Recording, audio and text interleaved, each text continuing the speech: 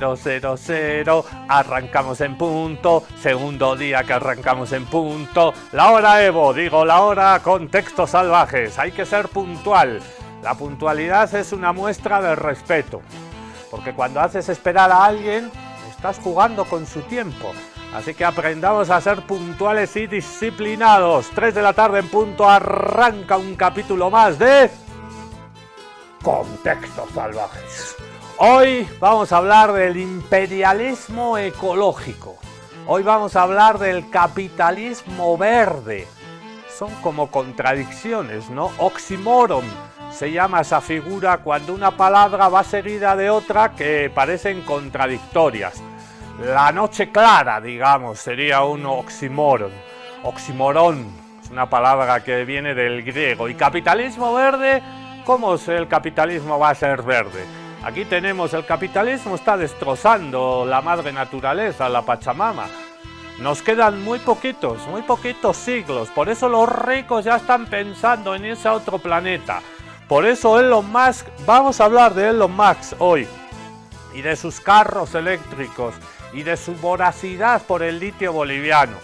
Muchas de las cosas que nos pasan en Bolivia son por esa voracidad imperial, de saquear y de expoliar nuestro litio, que va a ser fundamental, ya lo es en los carros eléctricos del futuro. Pero capitalismo verde es una contradicción, los ricos, Elon Musk ya está construyendo cohetes y ya están pensando en irse a Marte a vivir. ¿Será posible vivir en Marte? Ya los ricos están pensando que se van a ir de este planeta.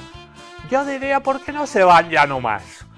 Porque no se puede todavía. Qué pena que no se pueda. Estaríamos mejor si los ricos sobre la faz de la Tierra. Nos iría mucho mejor a todos. Esa voracidad también, esas grandes desigualdades, esa codicia, esa avaricia. Decía mi mamá, mi abuela, ¿para qué quieren tanta plata? ¿Pensarán los ricos que se van a llevar la plata al cementerio? No, les tenemos una mala noticia a los ricos del mundo. No se van a poder llevar la plata al cementerio. En el cementerio todos somos iguales. La muerte nos iguala a todos. A veces creo que es lo único que nos iguala, la muerte. Por eso los ricos, Marcelo Claure, Bedoya entre ellos, los grandes plutócratas, los grandes ricos, los grandes adinerados, la oligarquía del mundo está obsesionada por alcanzar la vida eterna. Dicen que van a vivir ellos 120 años, 150. Están buscando la fórmula para ser eternos y están obsesionados y se inyectan no sé qué cosas y hacen una vida súper saludable porque quieren vivir más, porque quieren ver lo que va a pasar, porque solo los pobres se van a morir y los ricos van a vivir eternamente. Ja, ja, ja. Es lo único que nos iguala, la muerte, y el capitalismo verde es una contradicción. Y vamos a hablar hoy del imperialismo. El imperialismo, como el verdugo, tiene 1000 caras. Los verdugos que a veces cercenan nuestras vidas y nos hacen la vida imposible, el verdugo siempre tiene más de una cara. Siempre se disfraza como en carnaval con más de una máscara. Y el imperialismo también. Hay imperialismo militar, hay imperialismo económico, hay imperialismo cultural. Hicimos hace poco un programa sobre dominio cultural y colonialismo, Hollywood, cómo estamos invadidos de productos culturales que tienen una ideología, que no es gratis, que no son inocuos, que tienen una intencionalidad de imponernos sistemas de vida, creencias, modos de estar sobre el mundo.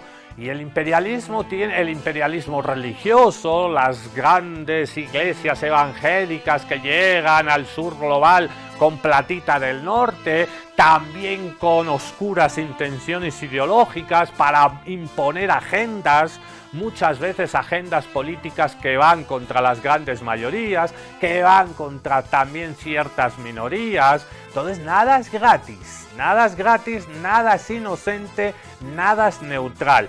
Y el imperialismo también tiene una rama ecológica. Nos vienen diciendo desde hace tiempo ya tiempo, muchas decenas, desde el siglo pasado. Ustedes en el sur global, tienen que cuidar los bosques, tienen que cuidar los ríos, no desforesten la Amazonía, cuiden los bosques, es el futuro del planeta, salvemos la madre naturaleza. Pero todo ese discurso también tiene una intencionalidad política. El norte global se industrializó, mejoró su calidad de vida, alcanzó estándares de bienestar, creció exponencialmente su economía, llegó a tener un estado del bienestar que ahora está tambaleándose por ese auge de la ultraderecha y del neoliberalismo atroz, pero ese crecimiento económico fue a costa de la naturaleza de esos países. Se decía antiguamente que en Europa podías pasar desde el sur de España a cruzar los Pirineos a Francia, una ardilla podía pasar de árbol en árbol y atravesar países sin tocar el suelo porque había muchos bosques. Esos bosques fueron deforestados, masacraron esos bosques, los talaron para construir la revolución industrial, para tener crecimiento económico. Pero ahora nos vienen esos discursos desde el norte, desde países, desde ONGs, las ONGs, nos vienen a decir que en el sur no nos podemos desarrollar, que hay que cuidar la madre naturaleza. Y llega el negocio de los bonos y créditos de carbono y te compran, no, usted va a preservar su territorio y le vamos a comprar para que no se emitan en gases de invernadero, el famoso CO2, para que no se dañe la capa climática, para que no se ahonde el cambio climático. Entonces cuidemos a la naturaleza cuando ellos la han destrozado en beneficio de su crecimiento económico. Es un poco hipócrita. Todo eso se llama imperialismo ecológico, y de eso vamos a hablar hoy acá en un especial más de Contexto Salvaje.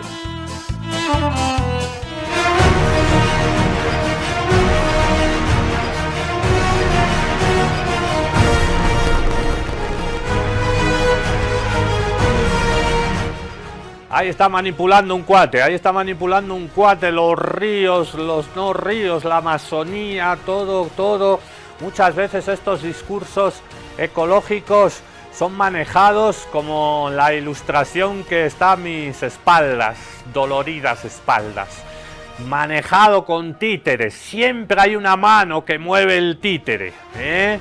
Hay que ver, hay que saber ver quién mueve, quién mece la cuna, como la famosa película. Dos datos solo, antes de irnos a nuestro primer reporte directamente desde RT. Nuestro cuate Mirko Casale le hemos encargado este temita y ha dicho, sí, cómo no, para Contextos Salvajes. Ahí les va dos datitos que aporta Mirko, pero que se me han quedado en la cabeza. 12.000 millones de toneladas. 12.000 millones de toneladas. ¿Cuánto es? No sé, es mucho. Cuando se habla de tanta plata y de cifras tan altas dices, es una barbaridad. Pero si me dirían 25.000, ¿cambiaría algo? No. 12.000 millones de toneladas de recursos naturales, o sea, en peso, en toneladas de oro, de litio, de minerales, de agua, de petróleo. 12.000 millones de toneladas de recursos naturales ha expoliado el norte de territorios del sur desde 1990 a 2015. ¿Se imaginan? Con un datito más. Tres tengo. Ese es el primero, las 12.000 millones de toneladas que nos han robado. Dos, con esa plata, con lo que suponen esas toneladas, millones de toneladas que se ha ido del sur al norte, para beneficio de ya sabemos quién, con toda esa plata se hubiera erradicado la pobreza del mundo 75 veces. No solo una vez, 75 veces. Entonces el mundo, los países pobres, los países en vías de desarrollo, mis pelotas. países pobres. En vías de desarrollo no pueden ser tan hipócritas y tan sinvergüenzas cuando el norte le sigue robando todos los días 12.000 millones de toneladas de recursos. Hubiéramos erradicado la pobreza y la extrema pobreza no una vez, 2, 3, 4, hasta 75 veces. Entonces, no me vengan, no me la charlen, viejo, no me la charlen. ¿Para qué sirve el derecho internacional, las Naciones Unidas, la diplomacia, las embajadas? Dejen de ser sinvergüenzas, nos están robando. Como decía la famosa canción del grupo vasco de punk La Polla Records, nos mean, perdón si alguien está tomando el tecito hasta ahora, nos mean y dicen que llueve. No llueve. El tercer y último datito. Los países del norte, industrializado, el famoso norte global, lo que antes se llamaba Occidente, son los responsables del 80% de las emisiones de CO2, de gases de efecto invernadero causantes del cambio climático. El 80%. Ellos son los que contaminan. ¿Y quién sufre esa contaminación, ese agujero en la capa y esas consecuencias atroces que estamos viendo desde hace años del cambio climático? Sequías. Ha caído una granizada ayer en el área rural de Cochabamba. ¿Quién paga por esas cosechas destruidas? Las granizadas, las inundaciones, las grandes sequías, los terremotos que cada vez son más graves, los huracanes que antes había muy pocos y ahora hay muchos y de escala 5 y de 6, huracanes de sexta generación, incendios de séptima generación. El norte global es el causante de la emisión de gases invernaderos 80% que provoca estas consecuencias en el cambio climático, estos desastres naturales que afectan sobre todo a los países del sur. Es decir, el norte contamina y el sur pone los muertos.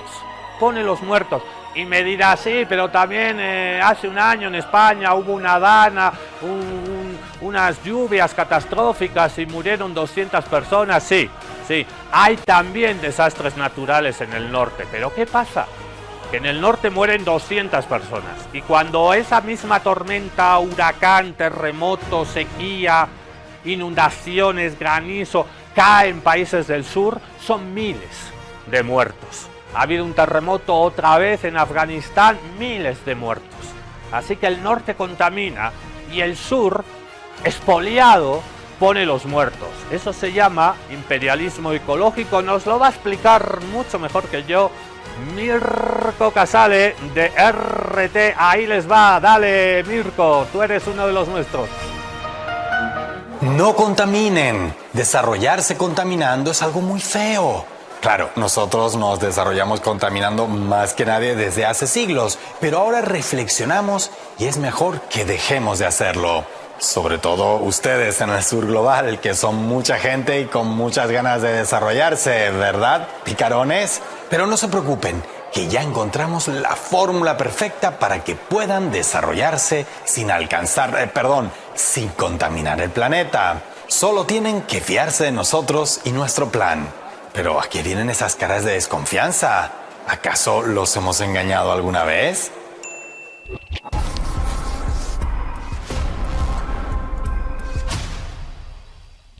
Ecoimperialismo, imperialismo verde o colonialismo climático. Puede que a muchas personas esos conceptos les suenen algo contradictorios o chocantes, pero lo cierto es que están más presentes en nuestras realidades de lo que pensamos. Y precisamente porque suenan poco y suenan raro, pasan desapercibidos, lo que los hace especialmente peligrosos. El imperialismo ecológico es el mismo imperialismo, es el de siempre, es el usual.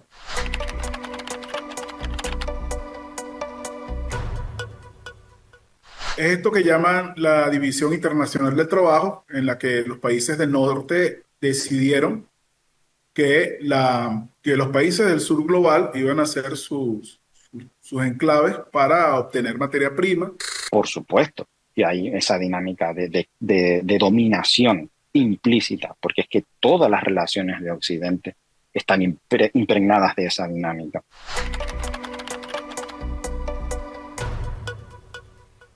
toda la sociedad occidental está construida en base a la dinámica de la dominación, del saqueo, del expolio. El imperialismo se ha mostrado en diferentes vertientes a lo largo de la historia, a veces bélico, en otras económico, en ocasiones sociocultural y en la mayoría de las veces todas las anteriores. ¿Sería entonces muy loco pensar que tal vez el norte global también tenga una vertiente verde en su afán por asegurarse la hegemonía global? Ojo, no hablamos del imperialismo como una reliquia del pasado colonial, sino de su efecto directo en años recientes. Según algunos estudios, entre 1990 y 2015, el autoproclamado Primer Mundo obtuvo del sur global 12.000 millones de toneladas de recursos biológicos, más de 800 millones de hectáreas de tierra y recursos energéticos suficientes como para mover 1 millón de trenes cargados con 1 millón de kilos de carga cada uno a lo largo de 21.000 kilómetros. La ganancia equivalente a ese beneficio obtenido por el occidente colectivo bastaría, según un estudio, para erradicar la pobreza global 70 veces. Existe una intervención de nuestra naturaleza, y cuando hablo de naturaleza no solo hablo de los seres vivos, de las plantas, los animales, sino de la naturaleza humana. Los humanos somos parte de esa naturaleza. Y esa contribución nuestra, de nuestros países, a estos países del norte se convierte también en bosques deforestados, se convierte en cursos de agua intervenidos, en costas devastadas, en nombre de este desarrollo. Sin embargo, más allá de las apropiaciones imperiales de recursos naturales por métodos, es decir, clásicos, merece la pena fijarse en su versión más retorcida, la apropiación por métodos ecológicos. Por ejemplo, el llamado green grabbing, que es la apropiación de tierras en el sur global por parte de inversores de países ricos, aduciendo razones ambientales, como pueden ser proyectos de conservación de especies en peligro, ecoturismo, reforestación o comercio de emisiones de carbono. Por ejemplo, en varios países africanos se han arrendado millones de hectáreas a inversores extranjeros para que planten árboles y así salven el planeta, se beneficien con créditos de carbono en los mercados internacionales. Como si eso no bastara, las apropiaciones de recursos del sur para beneficio del norte, tanto sea por métodos clásicos como camuflados de verde, tienen sus consecuencias, no solo económicas, sino también ambientales y climáticas.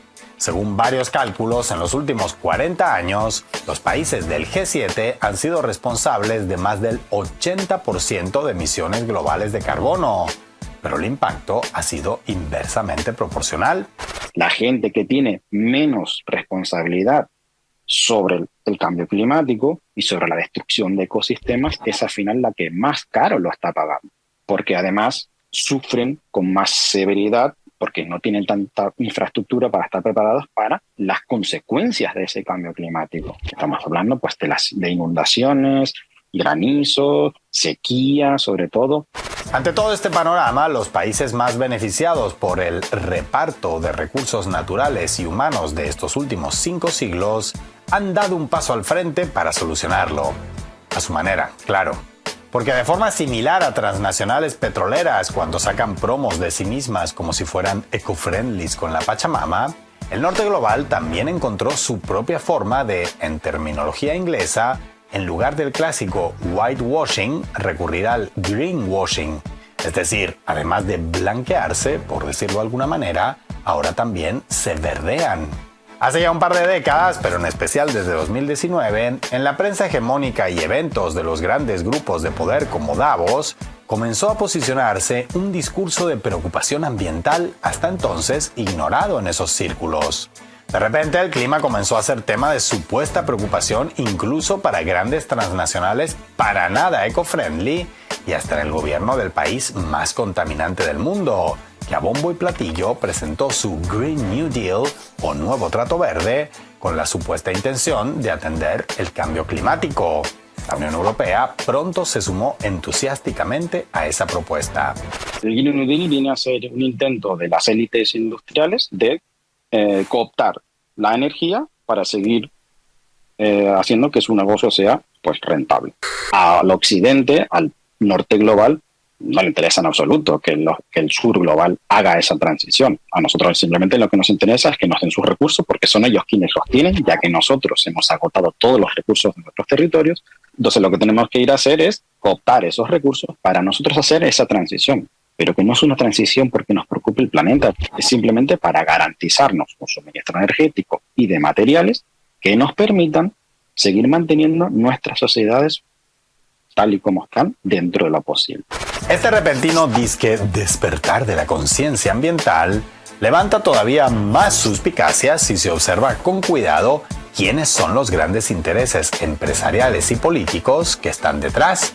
Si miras dónde están yendo todos estos contratos de grandes instalaciones de fotovoltaicas, de aerogeneradores, etcétera, al fin y al cabo son las mismas empresas, son las mismas corporaciones que hasta el día de hoy se habían hecho ricos a base de la energía fósil, o directamente o indirectamente, con lo cual no hay ningún cambio en el modelo. Nuestra civilización está en guerra contra la naturaleza y esas ideas surgieron del norte global.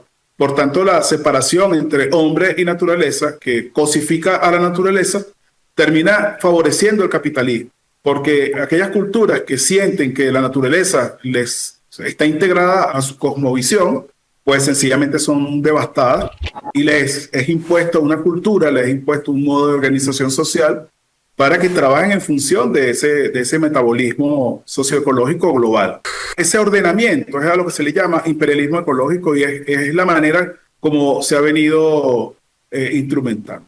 Ahora bien, el hecho de que las transnacionales de toda la vida y los partidos políticos del statu quo finjan una repentina y sospechosa angustia climática por puro interés, ¿implica entonces que no hay por qué preocuparse por el medio ambiente o los efectos del actual modelo de desarrollo global en el clima, ya que se trataría apenas de la imposición de un discurso hipócrita e interesado, con el objetivo secreto de impedir que los llamados países en vías de desarrollo en efecto logren desarrollarse? Pues mucho ojo con esto.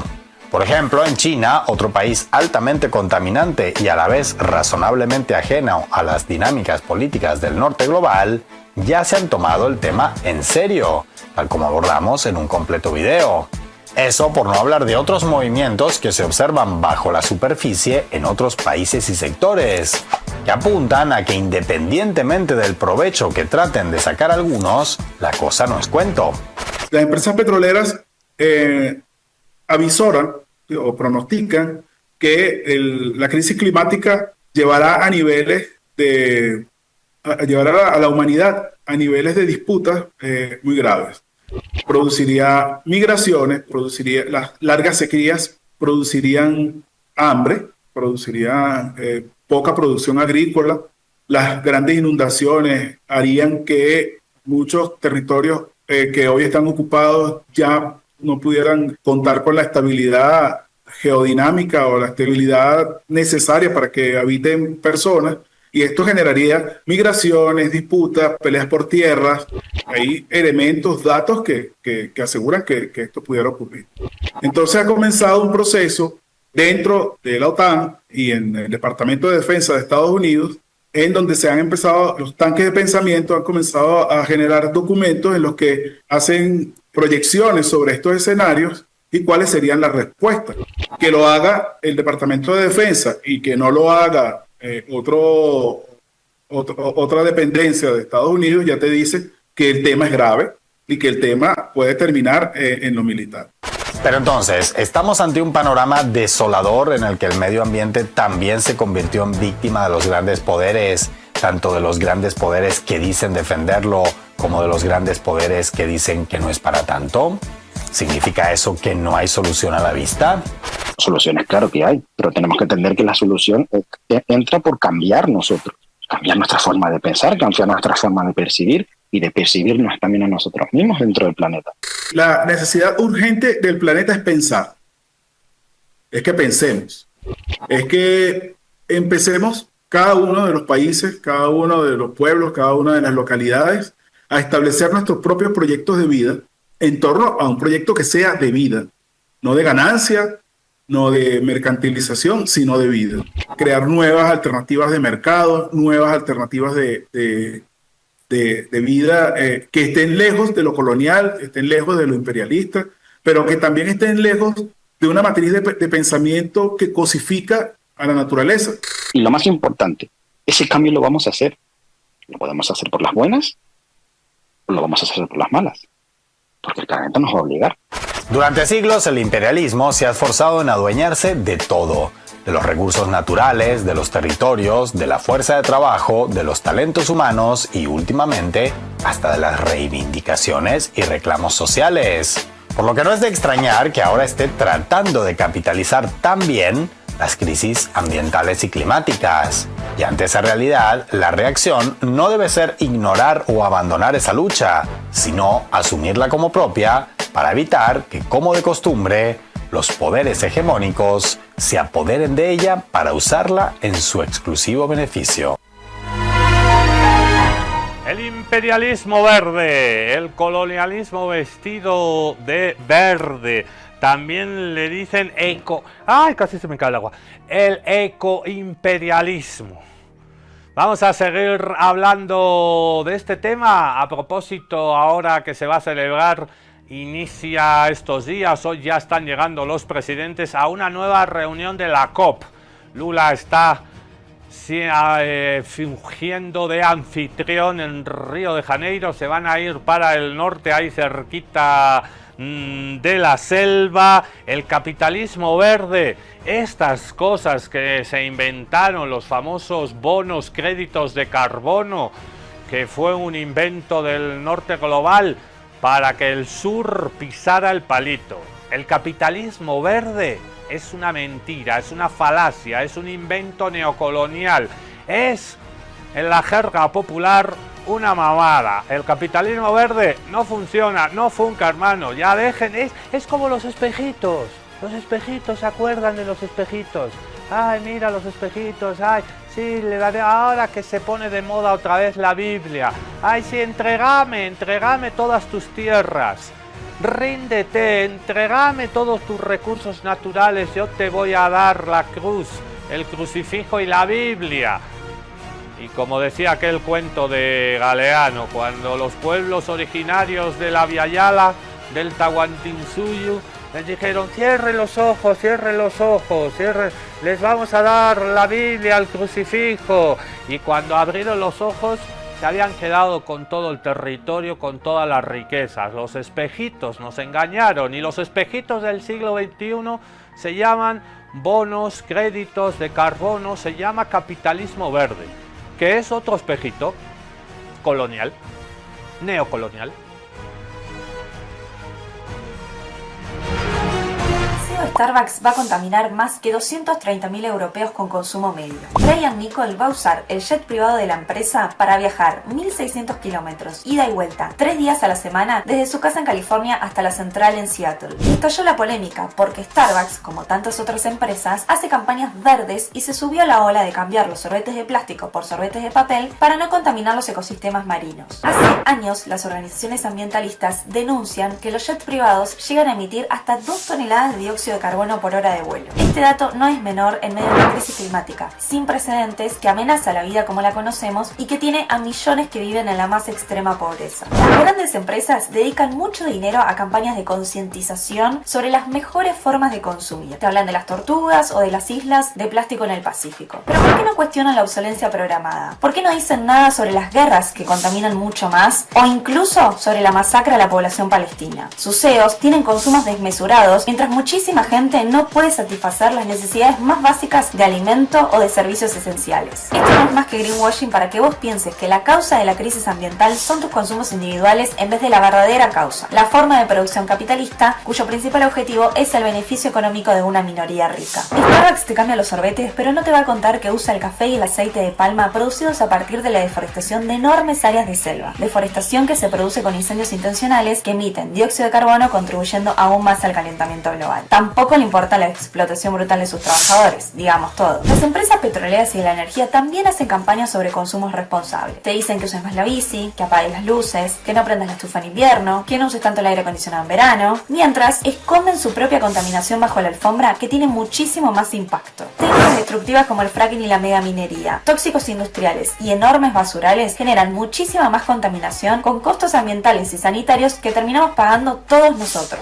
Si en cambio desde la propia producción se planificara qué se produce, cómo se produce y para qué se produce, la eficiencia energética y materiales podría ponerse en el centro, teniendo un verdadero impacto, reciclando a escala industrial y no solo de manera individual. Pero para que esto pase, no podemos dejarlo en manos de los empresarios. Los trabajadores no somos solamente consumidores, somos la clase productora, la que genera la riqueza social y la que puede decidir desde abajo cómo producir de una manera realmente sustentable. ¿Se acuerdan que hace unos años nos dieron la tabarra así todo el rato? El cambio climático, y había marchas, manifestaciones, concentraciones por todo el mundo, y que no cambie el clima, que cambie el sistema. El capitalismo es el gran problema. Mientras no vayamos a las causas estructurales, mientras no seamos radicales, vayamos a la raíz de los problemas, y el problema que tenemos ecológico, medioambiental, de desastres, de contaminación, etcétera, etcétera, este colonialismo verde, este capitalismo verde, este greenwashing. Está de moda el washing. Washing significa lavado, como las máquinas, las washing machine, las lavadoras. El washing está de moda. Hay greenwashing, green es verde. El lavado, lavarte la cara y es ocultar tu sistema de dominación neocolonial, imperialista, machista, patriarcal, o ocultarlo porque hago lindas cositas en favor de la naturaleza. Maquillaje puro, puras mentiritas, acciones muy pequeñas. Grandes empresas que contaminan tienen el capitalismo verde como bandera. ¿Qué hacen? Hacen greenwashing, el lavado de cara a través de fachadas, de pequeños actos, campañas, ONGs, fundaciones verdes. Hay también el pink washing. Sí, yo estoy a favor de lo pink, rosa en inglés.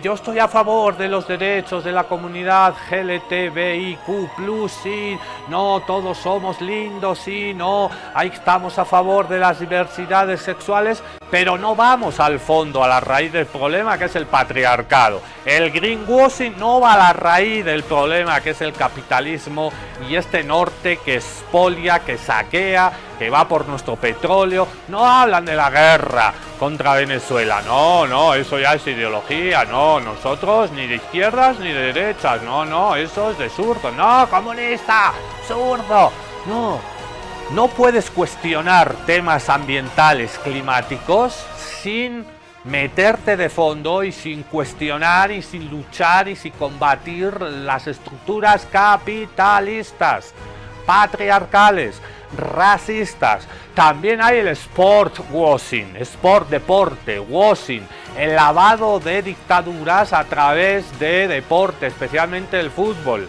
¿Cómo hacen eso algunos países? No, organizo el mundial de fútbol y todo el mundo va a venir a mi país y qué maravilloso es Qatar.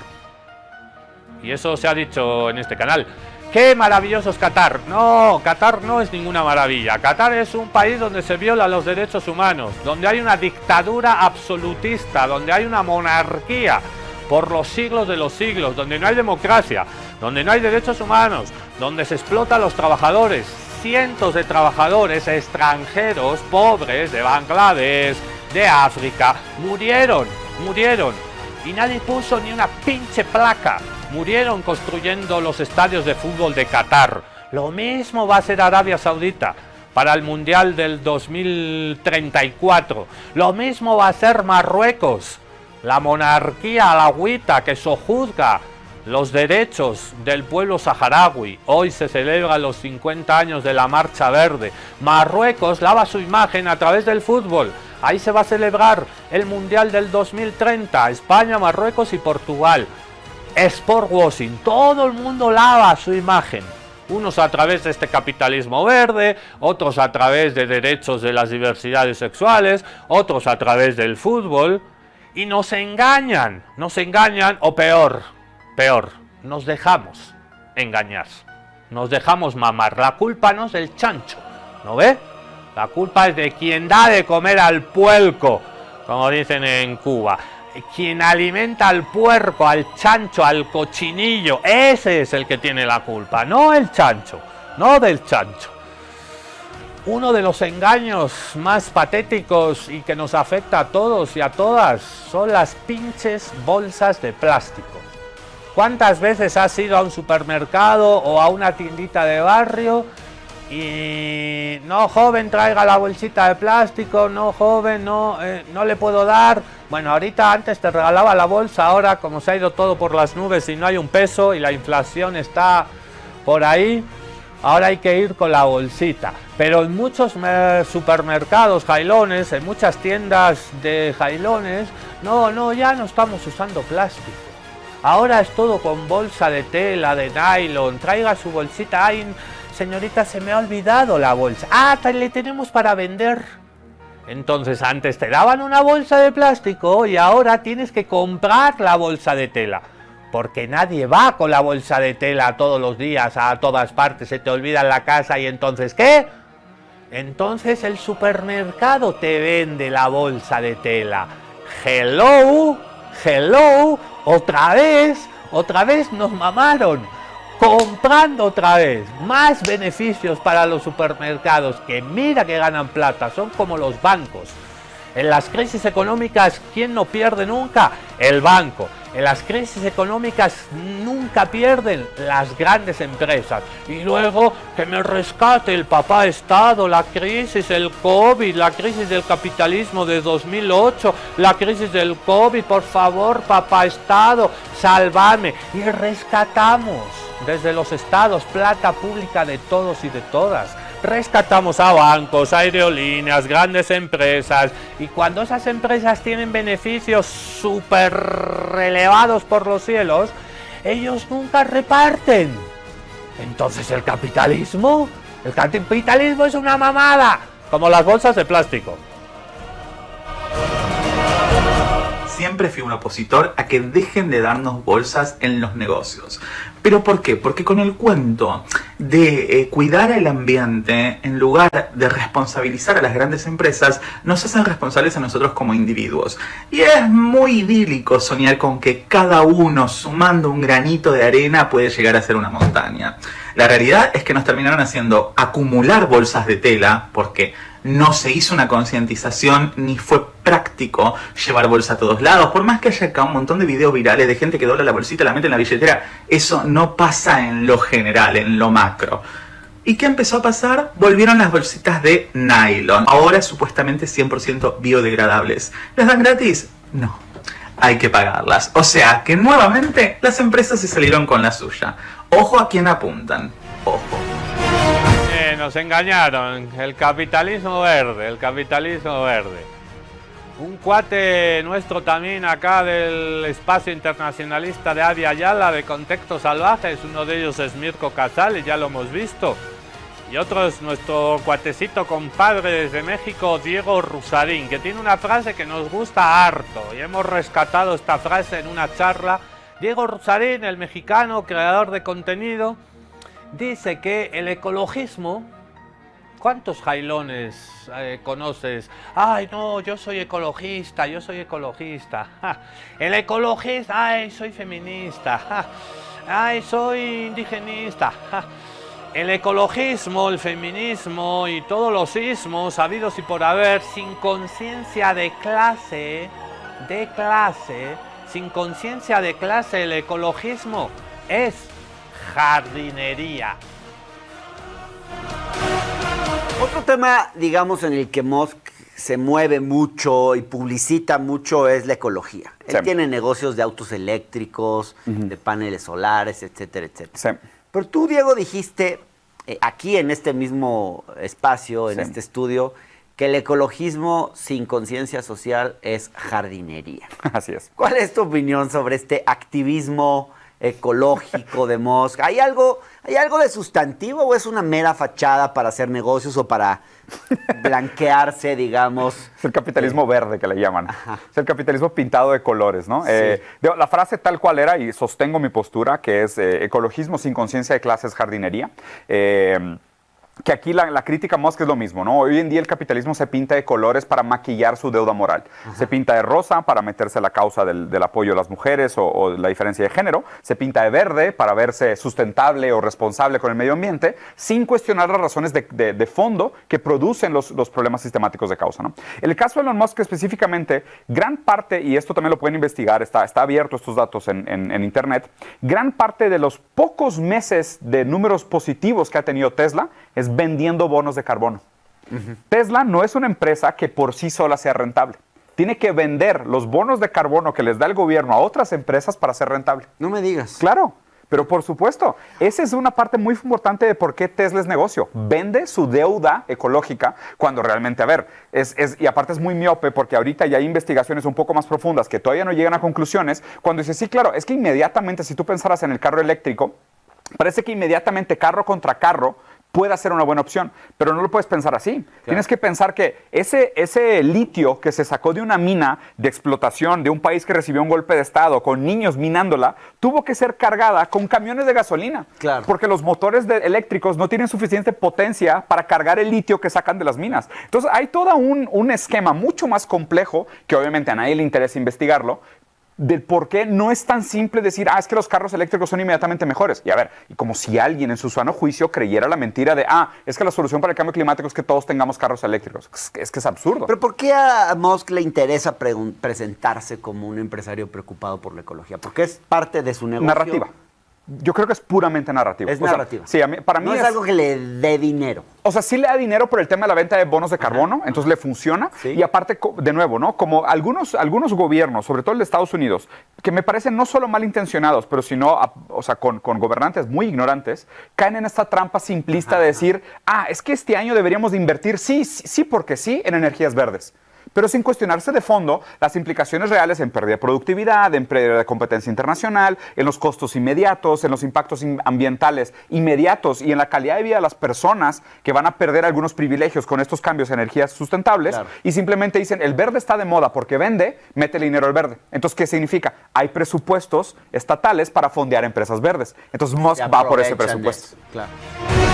Lo verde está de moda, lo verde vende, lo verde... Nos engaña otra vez. El capitalismo verde, el mismo generador de desigualdad económica global, pero sin bala, sin plomo. Es decir, nos engañan igual. ¿Se acuerdan de la frase de la Polla Records, no? Nos mean y dicen que llueve. En fin, no nos queda otra que sacar el paraguas. Nos volvemos ahorita con el Mirko Casale. Y esto va a parecer un aviso pagado de la República Popular China, pero no lo es. China estuvo con muchísimos años problemas de imagen porque su crecimiento económico bestial, atroz, pasaron de ser una sociedad con campesinos pobres ahora a liderar todos los avances tecnológicos, era una sociedad urbana desarrollada con unos índices de pobreza muy bajos, el control del Partido Comunista Chino, el control de la economía por parte del Estado, las iniciativas privadas obedeciendo los planes quinquenales que cada 15 años, el próximo año empieza un nuevo plan quinquenal de la República Popular China y del presidente Xi Jinping, todo bajo el paraguas de papá Estado que reparte, redistribuye la riqueza, pero al principio esa transición de sociedad rural a sociedad urbana con niveles muy fuertes de industrialización causó muchos problemas medioambientales y eran famosas las postales, las imágenes, fotografías de ciudades chinas con grandes nubes y hongos de humo y gente con mascarillas porque no se podía respirar, porque esas industrias contaminaban mucho, pero China dijo no, nos estamos desarrollando, estamos creciendo económicamente, estamos redistribuyendo la riqueza, hemos sacado a más de 300 millones de chinos de la pobreza, pero nos estamos matando a nosotros mismos con la contaminación. Y decidieron apostar por un proceso civilizatorio, pero ecológico. China es un ejemplo. Nos lo explica el cuate de Mirko Casale. China, civilización ecológica. Se puede, es otra manera. Hay otras maneras de desarrollarse, hay otras maneras al margen del capitalismo, aunque los chinos lo que estén impulsando en realidad es un capitalismo de Estado, un socialismo de mercado también le llaman. Es muy interesante lo que está pasando en China y obviamente es discutible y podemos charlar horas de horas si tenemos que ir hacia ese modelo chino de partido único y de control estatal de la economía con un amplio margen para la iniciativa privada o ese modelo solo sirve para China. Bueno, para Vietnam también, para muchos países del sudeste asiático. China, civilización ecológica. Chinito, ¿no te avergüenza contaminar tanto?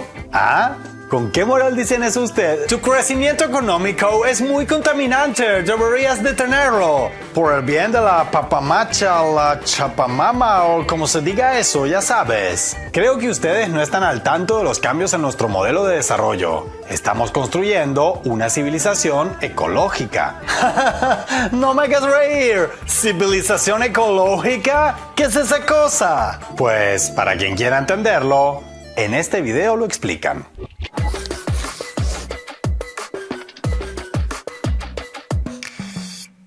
De entre todos los estereotipos que la prensa hegemónica endilga a China desde hace décadas, el de que son una potencia ultracontaminantemente desalmada, indiferente a la naturaleza, que va a acabar ella sola con todo el planeta, es, posiblemente, uno de los que mejor han logrado posicionar en buena parte de la opinión pública global. Sin embargo, como buen estereotipo emanado de los grandes medios, hay bastantes matices que hacer al respecto. The ecology has really grown in recent years. So I would say that ecology now is not so much a secondary question anymore. It's really part of a national development strategy.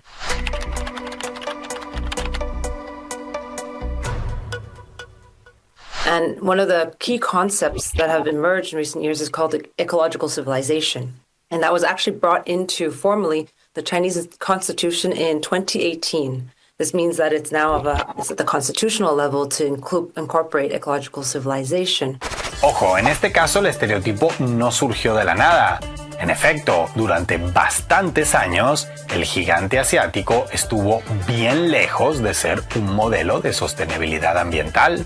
We know that for many years, China's so-called economic miracle, right, since the opening up reform, treated the environment, or it seemed to have a growth model that said growth at all costs, even if it came at cost of the environment, the land, the water, etc. I think many people, including people who watch this program, will have heard those stories. I would say in the last 10 years, there's been a big shift in recognizing that the environment, ecology, the land, everything actually sets limits to whatever possible economic growth. So economic growth now needs to also consider the environmental aspects to sustain the future of this, development process and the future of the country. Este proceso de incluir el cuidado ambiental como parte inseparable del modelo chino de desarrollo no se llevó a cabo de la noche a la mañana, pero una vez decidido, tomó impulso de manera irreversible. In 2013, the Premier of China took on the task of addressing the air pollution question. It became known as a war on air pollution because in China there's a kind of mobilization, a mass mobilization in terms of how the government looks at the top priorities and then mobilizes all sectors of society, setting emissions, setting certain standards for industry, investing in new energy transition, wind, solar, etc. And according to actually data from US universities, in the last 10 years, the average life expectancy of a Chinese person has increased by 2.2 years just from the air quality improvements. That's the equivalent of what the US has done in 4 decades over less than a decade period in China. Pero más allá de conceptos que podrían parecer más poéticos que realizables, como el de civilización ecológica, los cambios aprobados en esa línea se traducen en decisiones y objetivos con cifras concretas. Así, desde el 13º Plan Quinquenal, China ha puesto el combate climático en el centro de su gobernanza. One goal is that by 2030, they would reach carbon peak. China's second goal that they set in 2020 was the carbon neutrality goal for 2060. So that means huge investments in research and development in these new technologies, investments into producing and applying these new technologies. I think a two-pronged approach, trying to correct and rectify those areas that were damaged during this period of rapid economic growth under a different economic growth model, and then now transitioning and investing heavily into this new energy environment. Ahora, ¿cómo se pasó de un modelo de desarrollo muy contaminante a otro cada vez más respetuoso con el medio ambiente? Y sobre todo, ¿cómo se logró en tan poco tiempo comparado con los avances mucho más pausados, con idas y venidas, en el norte global? I think the main one is that this is a country that is run by a communist party. And so how it does state planning is very different.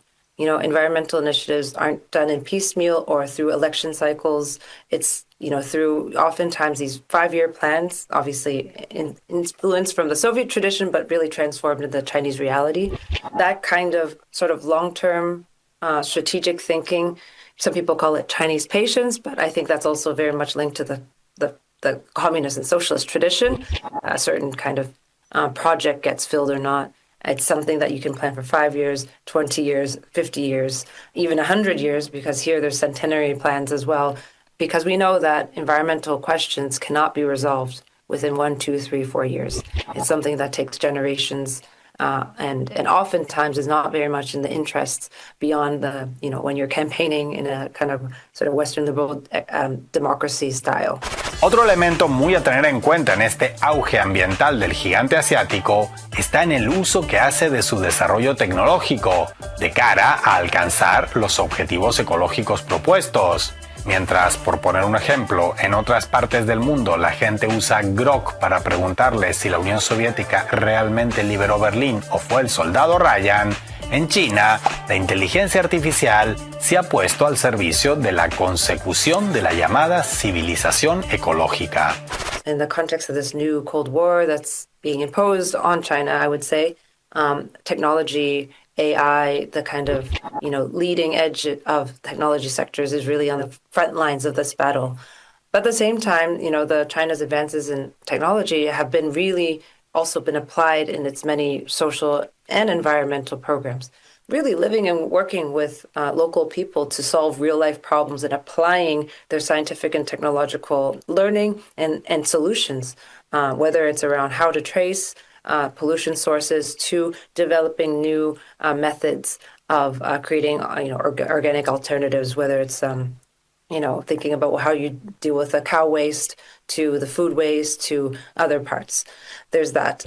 Of course, a lot of governance is also applying this kind of AI and big data. Obviamente, esta transición ecológica china tiene un gran impacto para el planeta. No solo porque hablamos de la llamada fábrica global y del segundo país más poblado del mundo, lo que hace que su realidad ambiental, para bien o para mal según el momento, impacte en todo el planeta, sino porque además la visión ambiental china no es únicamente a lo interno. En línea con la idea de comunidad de futuro compartido para la humanidad que delinea la política exterior de China, las autoridades chinas aspiran a construir un mundo multipolar también en ese aspecto. O dicho en otras palabras, Pekín piensa que de nada sirve que a su país le vaya bien ambientalmente si al resto del mundo, en especial al sur global, no le va igual de bien. China's been really trying to think of what is this alternative model for modernization that is fitting for global south countries. And that aspect, I think China's path is not a model, but it serves as a possibility of an alternative that might not follow the Western model that we've seen has been quite damaging not only to the people, but also to the planet, especially across the global south. So this idea of a search for an alternative path to modernization to overcome those historical contexts is a really important one. In a way, now China is developing many of its productive forces in the area of, new energy transition technologies. You know, just to give you a sense, in 2023, 75% of the world's wind and solar installations were in China. But not only in China, now it's, has developed cheaper alternatives for whether it's turbines or solar panels or other technologies. That means that also Global South countries have a possibility to access these kinds of technologies that will be essential for their own transition and their own path to find a more ecological balance with their development needs. Así que como ven, los estereotipos ambientales que se instalaron en los grandes medios sobre China son bastante diferentes a la realidad actual en el país. ¿Y quién lo diría? Así como cada vez más países, especialmente en el sur global, miran hacia el gigante asiático a la hora de buscar respuestas a sus necesidades comerciales, de infraestructura o tecnológicas, no se extrañen si pronto también lo hacen para encontrar maneras de desarrollarse sin renunciar al cuidado del medio ambiente. Esclarecedor este video y esa compañera china. Qué manera linda de explicar las cosas, de no imponer. No queremos que el modelo chino se imponga, es una alternativa. Piénsenla, nos decía esta compañera china. ¿Cómo les ha ido con el colonialismo del norte global? ¿Cómo les ha ido con el capitalismo impuesto a veces a golpe de martillo, de Biblia, de crucifijo, de capitalismo, de invasiones? ¿Cómo les ha ido a ustedes en el sur global? El dominio imperial, primero de España, de Francia, del Reino Unido, después de Estados Unidos. ¿Cómo les ha ido?